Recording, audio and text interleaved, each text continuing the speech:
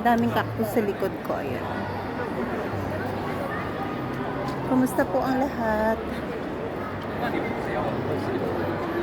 Minsan nakakatamad na rin mag-reels, no? Guys. Pero, ako naman kasi parang libangan ko na lang.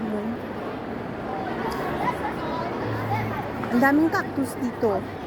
Ang cute ng ibang mga cactus. Yung iba naman, yan ang lalaki sa likod ko.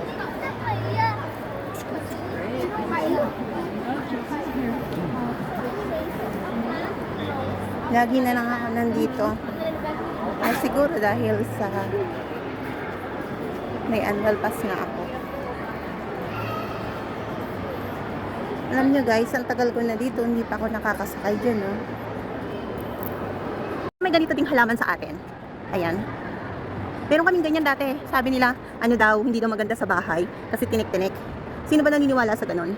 Ayan, iba't ibang klaseng cactus. Ito ganda. Para siyang oregano. Iba lang yung kulay. Ito, kagaya nito. Ayan, no? Ito. Di ba meron tayong ganyan? Sa Bicol meron kaming ganyan.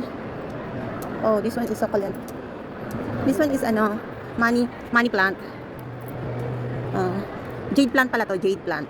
Diba? Ang cute niya. Tapos ito pa yung ibang klase na ganyan. Meron kaming ganyan sa Pilipinas. Meron kaming tanim na ganyan. Kaya lang sabi nila hindi daw maganda sa Yung ganito dati. Yung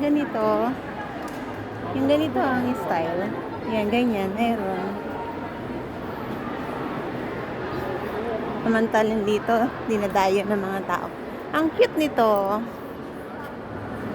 Ang cute. Diba? Ang ganda. Ang cute ng